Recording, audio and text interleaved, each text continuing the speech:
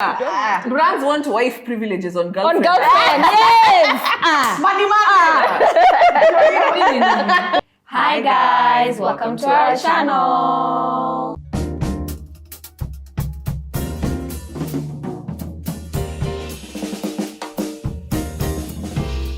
Hello! Welcome back to Over 25.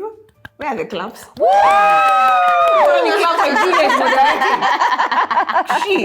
I want to hear the last episode. So Brian, guys, is not clapping for me. Guys, first let's start with some housekeeping. Thank you to all our current subscribers. Remember, if you're not subscribing, hit the subscribe button.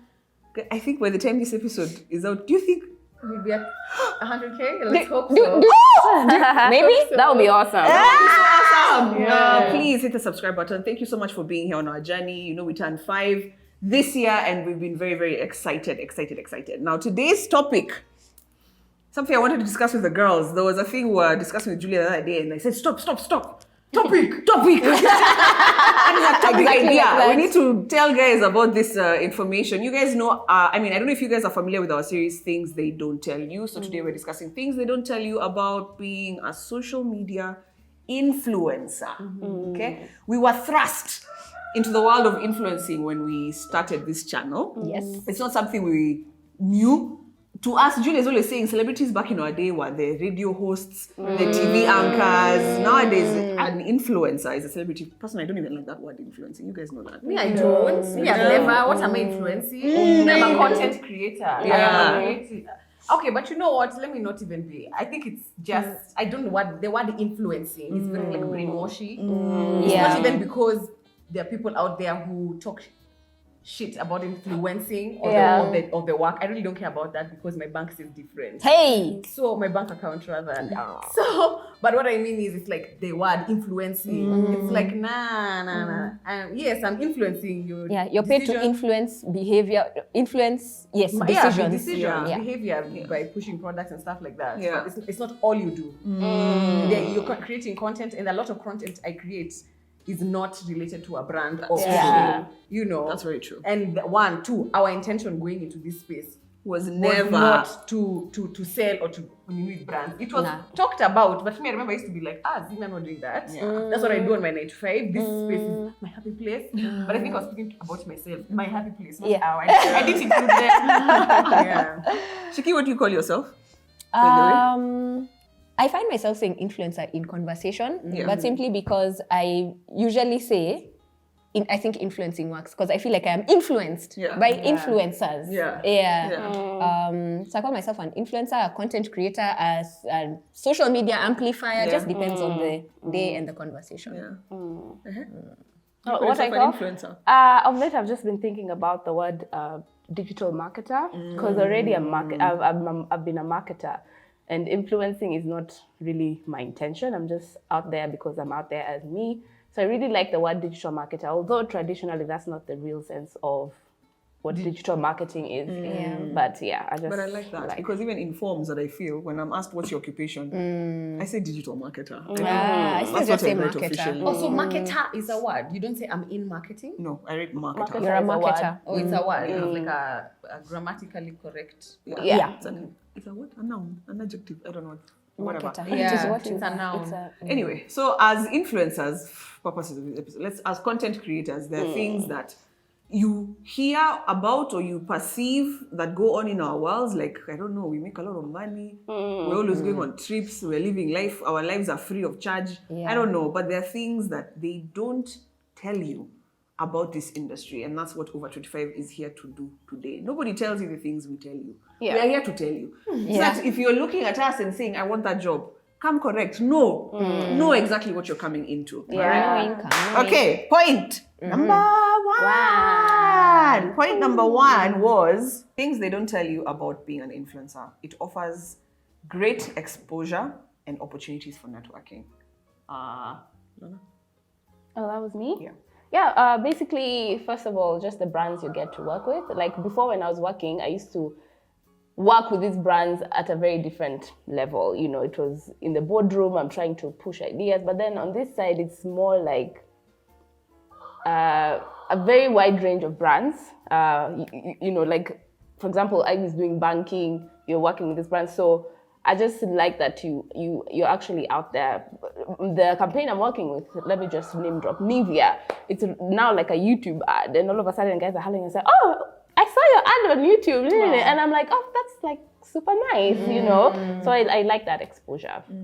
Yeah, and I think even the experiences you get are wide. Like for me, in my 9 to 5, I used to. Before I left my 9 to 5, I was working on one account. I was working with one brand, and it can get a bit boring. Yeah. But in the influencing world, I mean, the other day I was invited to take a tour. I haven't done it yet, but to take a tour in a diaper factory, for example. Wow. Those are not things that I'd ever be able to do. Then remember, we go for launches. Yeah. You actually have to talk to people. Yeah. Before I was the one organizing I was the one fangang the launch. Now you're the VIP Now at the launch. Now you're the launch. I know my biggest networking opportunity as an influencer, not necessarily brands, but Money Monday. The people I have met and spoken to, and the lessons I have learned. Because after every Money Monday, I actively ask, "Hey, I like what you contributed. Do you think we could have coffee sometime?" Nobody has ever said no. And when I'm there, I just ask, "What do you do with your money? How do you invest?" Money Monday has taught me so much. So I wouldn't have this space if I was Ivy with 1,000 followers asking someone out for coffee. They think you're creepy. But Ivy's asking out for coffee. I say yes. So I really love that actually about influencing. Like that. Yeah. And for me, in terms of networking, I've always wanted to get into the media space. So for me, even me starting over 25 or getting into social media, it was not to influence or become an influencer and become famous. It was to, first of all, be comfortable in front of the camera because I have a personal aspiration to get into media. So I've been able to, it's been easier for me to knock on people's doors and ask them if I can do ABCD. There's opportunities I've gotten which have not come to fruition. Some have just fallen through, but they've come because they've seen the stuff I've done. They know you as Jules. They know me as Jules, and I'm like, I can send this, like, you know, I mean, I've had the opportunity of working with BBC. When I traveled to London, not related to BBC, I had to go and do some headshots. So the lady thought I was in Kenya. I was like, sorry, I'm in London. I'll be back in 2 weeks. We can do it then. She's like, no, we're launching this show in a week. But since you're in London, can you go to the BBC London office and take your headshots there? I met Sophie Kenya. I made connections there. Kenyans, guys from Somalia, the Africa desk, they kind of like stitched together. And I was like, yes. So I'm still, I was trying to, and then after that, I did a screen test at Reuters London, Southeast London. Wow. Which, one day I should publish that screen. Have you guys seen my screen test? No. At Reuters? Publish it. No. I'll show you today, they don't have to publish it. But you see, for me, this all started with Over 25, and that was my goal. Yeah. My goal was never influencer. It was, I want to get into media. When I realized, this is what I want to do. I've talked about it on It's Related, I Promise, the podcast I have, where like, not everyone knew what they wanted. Me, I was a late bloomer in discovering what I want to do. I was like, I should do marketing. I didn't even know what I was doing. I was there. Yes, I did well, but I didn't like it. So you see, it has allowed me to expand and be comfortable. Like, I wouldn't have had the balls to say, can I do a screen test? Is there an opportunity? Like, I've hosted stuff. I've just done things. I'm saying things. You are. I've done shows with people, and I'm just like, how did I end up here? Because we started. Yep. It opens up your So mind that's to networking, endless and possibilities. it has improved my skills. I've learned how to edit. I forced myself to learn how to edit. Yeah. And I think the exposure is not necessarily to brands and whatever, but the opportunities like what Julia is talking about. A ton of influencers have opened up businesses. They started off as social media influencers, but now they... the best example I can give is Sheila Ndinda. Hi Sheila, love you, love what it is that you're about. She just used to influence on hair, and she created a niche for herself. Natural hair, fussy hair, and she created such a beautiful space for herself, and she created a community so large that she was able to translate that into a successful hair business. So that's the other thing about influencing, because some of the ideas I have, I'm just like, I would not be able to think of this whatever if I wasn't given this platform. All right, we go to the next one. People don't know this, but a lot of the work we put out is value, is free. What can I say? Guys, if you see me, if I'm working, let's say Samsung is one of my anchor clients.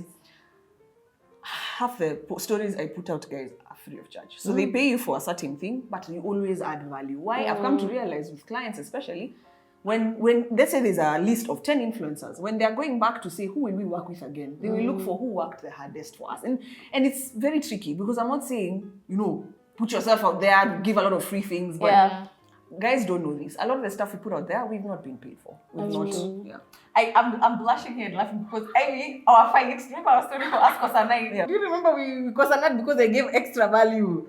Then our Too beef, much value. There's a video me and Ivy posted and put it here where was uploading information. Where we said with Kosanai for like a whole month. Because they gave the client extra value. Yeah, extra too much. Stories, too much extra value. too much, those are the words. Yeah, it was a lot. It was a lot. Yeah. What was I going to say about value? Yes, clients come back to, but you see now what happens is this, when you even, another reason you end up giving extra value is because a lot of clients, not all, because I've had very, very, very generous clients, and praise God for those ones who you give them the rate card and they're like, actually, you're worth it, no negotiation. A client will come and pay for the bare minimum, 2 stories, 3 stories, and it's like, the brief they've given you, it cannot be communicated in You need to 2 tell the stories. story. You need to do it in like 20 stories over a period of 4 days. But they'll pay for that bare minimum. Then they'll come and tell you, I don't know if this thing worked because ABCD. But it's because you only paid for 3. And that's another advantage of having long-term campaigns. Yeah. One of the core values of or pillars of marketing is repetition. Okay, so if you want something to work, it has to be repeated. Even you yourself as a consumer, you see an ad once, you see, by the 4th time now is main consideration starts. Then now you believe it. Then now, so that's why long-term contracts, I really appreciate all the brands that have worked with me and they've done more than 1 month campaigns. Because I feel like it becomes more, more authentically it becomes valuable to them because repetition is happening. That's why you don't see an ad running for only 2 days. It's minimum a week, a week to a month. On radio, it's like repeating. I'm talking about radio a lot because that's my background. Yeah. So that's why we end up, my point was, that's why sometimes we end up giving so much value because individually as influencers, we're like, I need to do more so this thing can be successful. But it reflects on you. Exactly. You don't want to give out a bad report. You don't give a report with low numbers because you see at the end of every campaign, you have to give a report showing how this thing, did it meet the KPIs, how many people viewed, how many interacted, how many what. Yeah. And even for me, most of the time, like actually, let me say all of the time, when it's not, I get actually very upset. But I honestly, when I'm discussing things with my client, it's always about my audience. How is my audience seeing this? How are they how are they consuming it? If you're giving me 2 stories, then how am I delivering this conversation to this client? I mean, to my audience. Because honestly, you're there because of the 70,000 people that follow me, not about your marketing or that. It's really, you're there for my audience. So I've actually also turned out Jobo because I'm like, look, my audience, this will not make sense to my audience. They're not there for this kind of content, so it won't work. Yeah. So I think also it's very obvious when you do things just because of the money. It's quite obvious. Yeah, and to be fair to other influencers out there, I mean, it's not even me. There's the stuff I've done just for the money, but the catch is to find whatever is in that brand that is authentic to you. Let's say a brand can come to you and you're like, I've never used this brand, I don't like it, I don't know what, I don't know my audience. But then there's something you see in this brand that aligns to you. Maybe you like the price point. Maybe you like how you like the color, you like the, if you really need the money, we're not saying that just turn down jobs, but it's also look for a value proposition that is authentic to you. Something that works for you in that brand. So another thing I wanted to say about things they don't tell you about influencing is the brand can be fantastic, but the agency you're dealing with is shit. They completely destroy your experience with the brand, your relationship, like even any positive outlook that you had with that brand, they completely destroy it because they're just bad account managers. They don't communicate. They expect you to give you, like Julia was saying, you're the one to give the ideas and there's zero co-creation. So this goes out to the clients, like really look into the agencies that you're hiring. They could easily very destroy your relationships with other influencers or with your influencer pool. speaking about the agency world, you know, they are the in between us and the clients, and we've been in agency, all of us. Yeah. We know how it is. Yeah. But something I wanted to add on there is sometimes you can also find somebody who misrepresents you. I've been in a situation where I kept begging to talk to the client directly to explain myself, to explain why my rates are going up after being together for a whole year. But this person was not opening for me the gate. And we had to leave. Like I had to leave that contract because this person was not representing me the way I wanted to be represented. I was very clear on what my issues were. I put them on email, but someone can refuse to clear you that gate. Yeah, because they're the gatekeepers. They are the gatekeepers. Which is very unfair. Yeah, so sometimes I think you know when you as the influencer skipping the agency to go to the client, it's like skipping someone to go to their boss. It's not taken very kindly, but it's because of things like this. Because maybe you're not either you're not getting what I'm trying to say or you're not interested in what I'm trying to say, but I want to explain myself.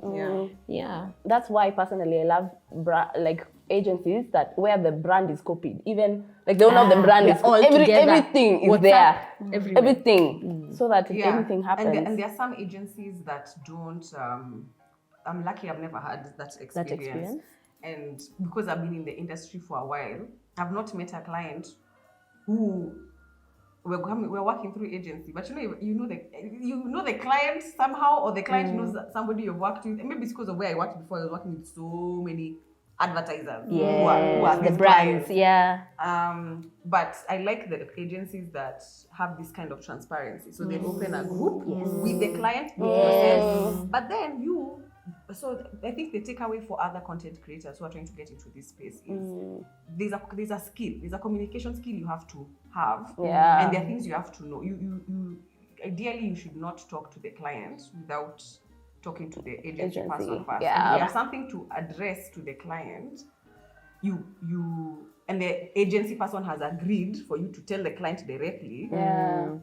You have to CC them, like copy them on the email, or you include them in the conversation. They have to be there. It's like cheating. Or give a heads up. You give a heads up. So that's something they don't tell you in case you don't know and you don't have a background of marketing like we do. There's little things that happen that you shouldn't do. That you shouldn't do, because you see a lot of people who are in influencing or in this space.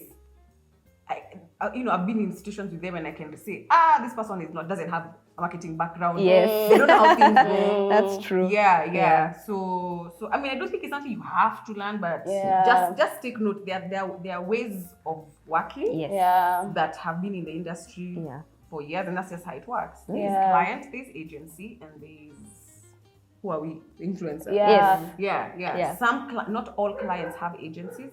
Some that work directly with the content creator or the media house or whatever. And here's the thing about agency also, because we were in agency, we need to take care of them. It's a very cash-heavy business. It's a very cash-heavy business. It's very cutthroat. Those guys are so overwhelmed. They are really overwhelmed. They are overworked and I've never not been overwhelmed at an agency. Just the other day, actually, a former colleague of mine called me. She's a mentee, and she was like, Ivy, I'm being yelled at by clients. What do I do? And I'm just like, okay. And she's like, I'm 2 weeks in. They know I'm 2 weeks in, but they're yelling at me. Sometimes also clients are not very collaborative with their agencies. That's true. You don't know what's happening. They also don't equip and empower the agency. The agency doesn't know about the product. They're just given a game plan. Like now you figure it out. It's like choose the people. And that is why even when there's a tiff with your agency, don't go directly to client. Fine, if you can't work with that account manager, look for their boss. I have another one. Sure. Yes. This life is expensive. Creating good content is expensive. And I'm sure everyone sitting here can agree with me, and you can go to their pages and see their beautiful content. These things come at a cost. Sometimes, yes, you charge your client knowing that you're going to do these things, but sometimes maybe look at someone like Jules who's pushing a brand that requires her to make cocktails. The strawberries are not free. The actual shoot costs money. Sometimes you have to reshoot. Sometimes you have to shoot at a location. Sometimes you have to buy outfits. Sometimes you have to buy clothes. Makeup. You have to pay for makeup. You have to pay for makeup. You have to do your hair. I don't know. we have to do our nails so much more. Oh nails my so- God. The cutting. Yeah. I never used to Yeah. go to the original episodes of our 25. There I never were used no to nails. do. There were no nails. There were no nails. Yeah, so it costs a lot of money. So at the end of it, good to all the look good, time. yeah, to look put together. So at the end of the day, it does not end up being as lucrative as people would imagine. Yeah, And the other thing that she was not mentioned, it's costly money-wise, but also Time-wise. time-wise, and also emotionally. yeah, Yes. yeah. Please. Yes.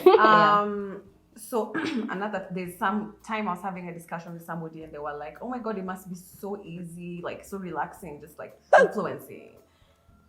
Hey, There's nothing relaxing let me about tell you it. something. First of all, by the time you're done with a shoot, do you guys feel like almost like it's a downer? Yeah. We've been here shooting since 11. It's 3:30. So you're here, planning, thinking. You're doing this every week. This is one shoot. Yeah.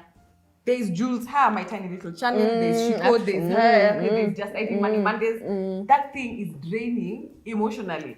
There's no time you can say, I need a sick off for a week. And then you still get paid. If you don't show up in front of the camera, the money doesn't come in, okay? This thing called exclusivity, Julia. I think we need to discuss this thing called exclusivity. Yeah? Exclusivity, for people who don't know, is us.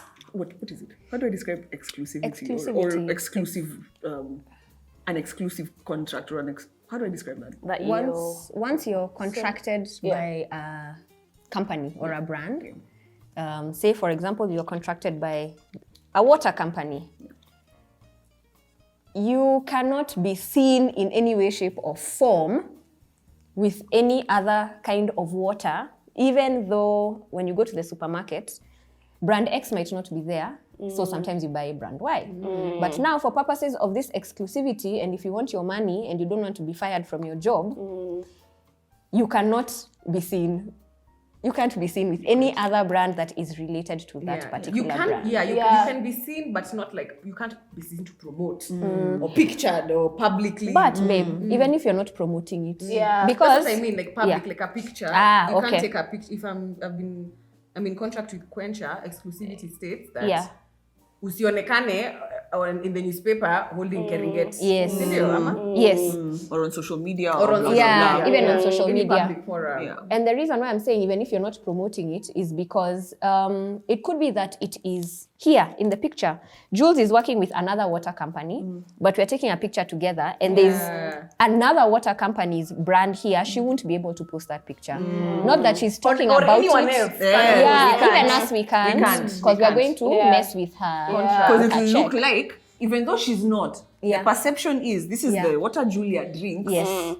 And it's an automatic promotion. Exactly. Whether you say it Exactly. or not. Just the association, seeing them together. But you see, what they don't tell you is most brands do not pay for that. exclusivity. Yeah.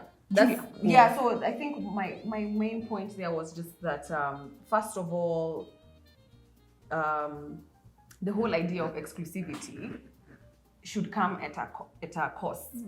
Whenever you're signing contracts as an influencer, even as a company, even if you're not an influencer, let's say you have an events company, and you're looking for sponsors, and this sponsor says, I'll come with 300K and I'm coming with Quencha, but you cannot, but we're really giving Quencha. This is free publicity. Water X. You understand what we're saying?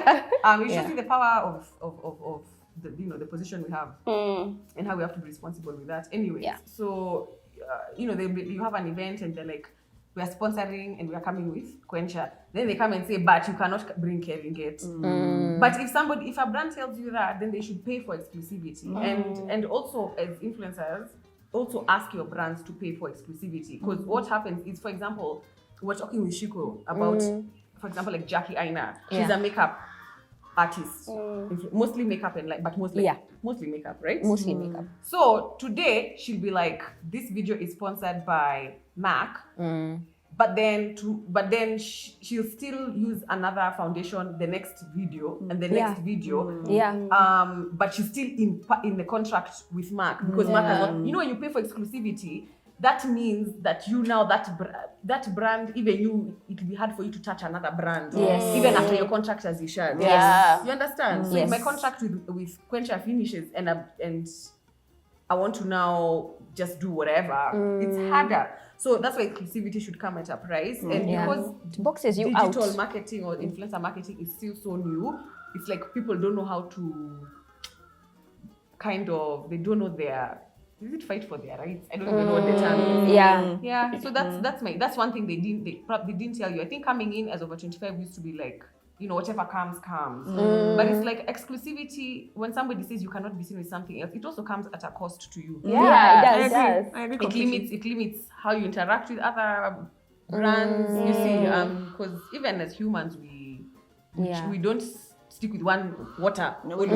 As 4 individuals we have different interests. subscribe to the same brands as well. Different. And then sorry, finish. Sorry, and then also what I hate is it goes as deep as the entire brand. For example, this product that we have here, let's say they don't have flavored water, but they'll still refuse me from drinking Aqua Mist that has flavored water. Yet it's not the same product. They don't like it's ridiculous. It's honestly ridiculous. You need to start paying for that. Like it's ridiculous. They should pay for it, but also and also like people need to be bold enough to say you gotta pay for it. To ask for that pay, because if they're coming to you and they want exclusivity, it means you have such influence that if you're seen with another brand, it'll affect theirs. So why not pay for the value, for that value? You understand? I think for me, that exclusivity thing, there's 2 things about it that really affect me. In that, if Water.Y decided to cancel our contract today, they have a pool of hundreds of other influencers that they can pick on tomorrow. But because we have dealt with Water.Y for 3 months, we are associated so much with it. We don't have that same luxury. It's so easy for a big brand to go and get another influencer and move on with life. And us, we don't have that money anymore. Yet, the customers already associated us with this Water.Y. And another water company will not touch you. So even... So even me, when I'm negotiating contracts, when people say, Ivy, your costs are high, I'm like, however, my friend, if I work with you, Bank X today, Bank Y will not touch me for a year. How? Exactly. Because the followers have not gone to the point of disassociating. It's not an advert. It's influence. Content. It's your life. Yeah, so I find that a bit unfair. Then the other thing with exclusivity, I like Julie has given practical advice. What I would say, when you're getting a contract, also look at image rights use. There's this thing that is hidden in contracts where they say they can use your image in all forms of media in perpetuity. Yes. What are you saying? 6 years from now, you'll find your video being used. And for free. Again, if they want to have those things out there, let them pay for it. It's very fine. Let them pay for it. Like your stuff should only be used during the campaign or the duration of the contract, and anything after that shouldn't. I mean, just trying. You have to negotiate. You have to look at things like that. Some of us, we turn down jobs because of that. How do you come to me, a big brand, and you tell me, okay, so let's do 1 static post and 1 story. What is that? Like it's just like shoemaking your audience. It just looks almost like you're doing it for money, which shouldn't be. That's not personally what I'm after. Me, I want to be like with a brand for a very long time. A brand you can grow with, a brand that because you see the cost of that, or the issue is that this chick, her page is just about advertising other things. Exactly. You see, so long-term contracts, yes, the brand will end up paying out more money, but it works better for your brand as well, because that association can impact you positively, impacts the brand positively. You see, it's not just us individually. So yes, I agree with that. I had a point there, but I think it's gone. There are many things, and this is not a thing where we are bashing brands. This is empowering. This is empowering this space. You know why? Because the influencer space is new. There's nothing in school. Like now is when maybe they're being introduced in schools, digital market. Those digital direct marketing. When I did my master's, in fact, that's the only thing I remember having a course. It does the emails, Nini. But now, no one could have predicted something called an influencer. Somebody with 1 million followers now working with brands. You see. So it's not really an attack. It's not really pointing fingers, but to show that this is not a new space. We are learning as we go. Exactly. But if one person is exploiting the other, Yeah. no, you can't allow not that. fair. It's not fair. And then also, it's not fair for other influencers to accept these terms for the rest of us to Undercutting. suffer. Yeah, because it's really That's something else undercutting. they don't tell you about Yeah. this. Yeah, there's Industry undercutting. is heavy. Heavy. Somebody will come. In fact, somebody can call you and say, "Hey, me, I spoke to Ivy. She's only charging us 100K." And that's what they do. Yeah. And then so you say, "Okay, fine, I'll give you for 80K," so because you're trying to get a footy. That's unfortunate, but it happens. Yeah. So on a lighter note, can I say my Yes, positive? please. Of course. One of the things they don't tell you about, which is a good thing, I think is worth mentioning, is that one gig can be PR for the next. And what I mean by that is, I've been in very many situations where a brand manager for one brand will say, "I like what you did for brand X. Can you do the same for me?" Or, people now, once one brand sees how you're doing well for them, they're able to give you a recommendation. They'll, like how we did with, I can't even mention them because I'm in a contract. Then we But know. XOXO, Then we know. Yeah, there's a brand manager or a brand marketing manager for a specific brand we worked for over 25, I think 2 years ago, that gave us such a good is it a soundbite recommendation? Like, Yeah, yes, man. their sales by or how many percentages? 120 something percent. So we're able to use 123. that for the next gig. Yes. You see, so also brands, other brands, as you're pushing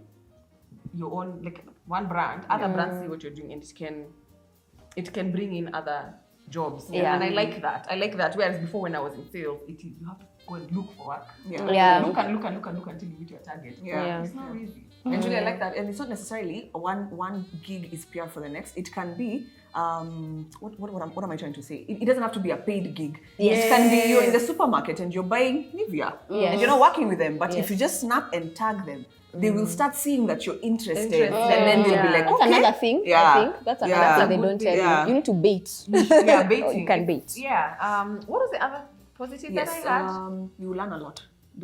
There was you learn. You the way do learn insurance, about you learn about there was you learn a Oh, lot. okay, yeah. So another thing is that And it can be work and play. okay. Oh yes. Another thing is that it can be work and play. So like I said, this is not really a lamentation about what this is, because I'd rather be here than anywhere else. Yeah. But I like that I'm enjoying what I'm doing. I love being in front of the camera. I love thinking of ideas to discuss. I love thinking of ways to combine my content with whatever brand I'm working with. Like actually, like it's a challenge, it's stress, but it's like a sweet stress. It is. I guess like you're being spanked when you're Yeah. It's painful, but it's nice. yeah, it's sweet pain. So Yeah. I like that. You get to work and play at the same time. You get to travel. If you're, you can approach an agency, a travel agency, and say, "Hey, can I go on? I want to go on this trip, but I can also document it for you." Da, da, da, da, da, da. Even here, work and play. Work and play, hanging out with your Actually, friends. yeah. Actually, yeah, like shoot days are fun. It's very. I don't Yeah. think I dread shoot days. No. Yeah. And Julia, for work and play, Yeah. guys, one of the most interesting briefs, it didn't pan out though. One of the most interesting briefs I received was there was a company that were going for a retreat, a manager's retreat, blah, blah, blah. And they wanted me to go there and help them shoot TikToks. Interesting. Very interesting. I was a TikTok moderator. I don't know what that was what's supposed to be. Did you Yeah. go? It didn't go. The It brief didn't pan didn't, it didn't pan out. It out. didn't pan out. But my mind was blown. Blown. Yeah. Who would have thought? Let me ask you. How would you have thought that's an avenue to? I never would have. At TikTok moderator.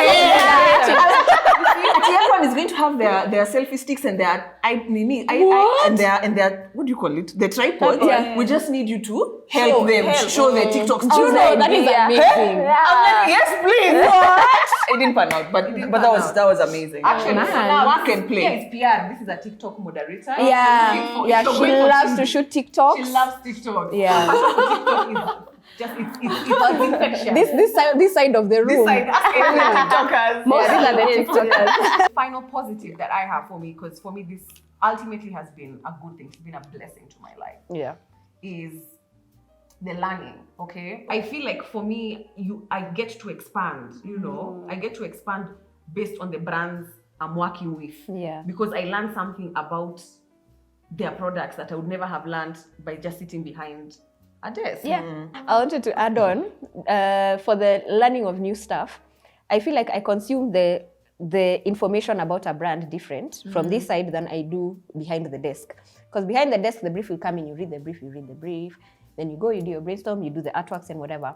But when you are creating the content about the brand, you need to actually understand the things that you're reading. Yeah. In fact, you have said it. You have to, you need to want to understand them, not just to say, but the brand is color red and it does this and it does that. Yeah, it's water. It's going to make you not be thirsty anymore. Like, you really need to understand the things you're being told so that you can deliver the message properly. Because I think it's because you're delivering the message as an individual. You see, in a company, they won't know it's Ivy. Okay, the client will think it's Ivy, but everyone else won't know it's Ivy who who has done the idea for this specific thing, who has created the creative. In fact, when you're working in a company, every person has their role. Kuna account manager, kuna creative, kuna presenter, kuna nini, kuna salesperson. So by the time the product comes out there, you're focused on only closing the deal.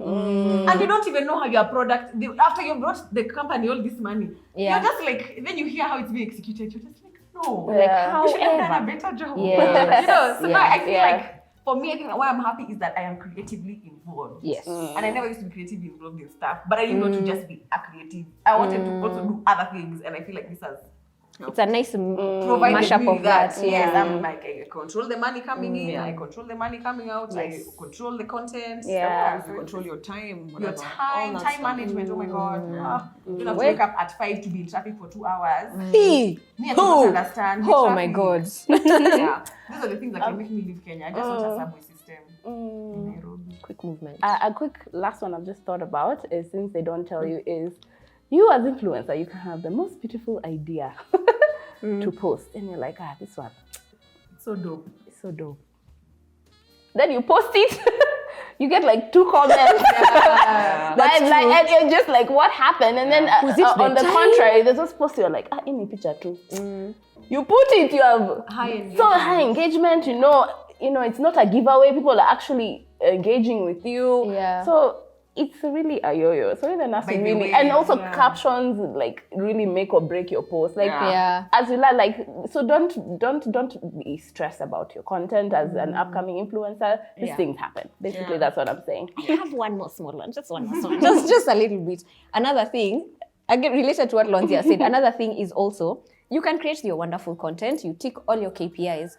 However, the brand you're working with maybe does something or is going through something negative, and that affects you, or they have been in the papers for the wrong reason. You're there with all the best intentions, trying to create this content. You might know why I'm talking about that. Yes, so you might have their bad publicity becomes your bad publicity. That is why you should pay for exclusivity. It's a reputation risk. It's a risk by being associated with that brand. Yes, only. Yes. Brands want wife privileges on girlfriend. Yes. Money. Let's close with some shameless plugs. I am wearing it's not shameless, but this is from our Nkata watch collection. Let me pull up. I am wearing what you call Ariel Black. Beautiful. We're all wearing Nkata. Yes. Always. They don't tell you about.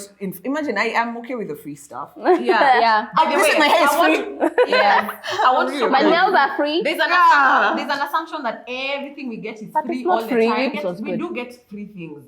But the silent obligation is that we post and promote them. But see, the thing is, I might not like the product. Exactly. You see, I might not like. You might send me something I don't like. And with that said, Ivy was talking about. First, Maya Salon, thank you for my hair. Yes. Have you guys noticed new hair, guys? Okay, Sawa. Also, me, Bettina, thank you for this dress. Hey, you sent it to me. We had to make a few adjustments, but at the end of the day, I really love this piece. Lonza's shameless My plug. nails for Russia. Lux. We love Lux, by the way, so much. Oh, this is Lux? I give them like free. I would still give them free publicity even if they didn't give me for free. Just pass that. Where is Lux? The owner is so in hardworking. town. It's in Bihi town. Towers. Me sasa uko tao there. I stopped me after. That's the stopping challenge. town. Mimi kama wewe PTSD. We have PTSD. Town is not. I feel like it's not so bad. Babes, but I literally come out of the cab going And to then Lux. enter And then walk around. Walk around the tower. But I like tao because you do so many things. You can do everything. You can do. Saturday, you don't have to do errands if you work in town, by the way. We need to have our own episode. Yeah, working in town. Yeah, you guys need to have your episode. Remind us. Maybe a point to note. Yes, That's a good episode. working in town. Shikie, do you have any shameless plug? For today, I've paid for all my things. No, Okay. but my nails, And braids, maybe and that's the other beards, thing. I love them. If we've paid fully for your items, please don't Hey, expect wait, that. wait, Hey, it's Like it's you not buy, a must. you buy an outfit, then they're like, please post. Yeah, No. honey. Send it Ama they post without asking you. Yeah. At least Why? person- Have you paid for image rights? Come on. I appreciate the people who ask. Yeah, ask. And then, of course, the final one. Please remember to shop our watch series from the Encata website. Guys, this is a project that we did not think we would do, but as influencers, it looks like we have. Watches, okay? Wow. All right. You're wearing? I am wearing Ariel black, full leather strap, full black with rose gold details. Okay. I am wearing Ria rose gold details with a brown beautiful leather strap Wow. and rose gold details. I'm wearing Series with a mesh strap. I was just telling Jules how comfortable I find the mesh strap. Adjustable, very easy to adjust, rose gold on black. I'm wearing Ariel white, which is the white counter partner to Yeah. Ariel black. It's the same. It's white face, black leather straps. It's genuine leather. And by the way, there's 7 designs in this collection. It's just not the 4. So go to the Encata website and scroll and see. Browse and see something that can be for your liking. All watches go for 6,000 shillings. Thank you, Yes. Encata, for this collaboration. Yes. Thank I you. think we've come to the end of the episode. have. I think we have. We have, Jules. Okay. Housekeeping. So if you've liked this episode, please remember to give us a thumbs up, leave a comment with your feedback, feelings, expressions, ideas, etc. Just leave a heart if you like the episode. Remember to share to somebody who you think might like this conversation. And as per usual, because we're still on the road to 100K, subscribe. Because it's free. It's free. See you guys next time. Thank you for watching. Bye. Bye.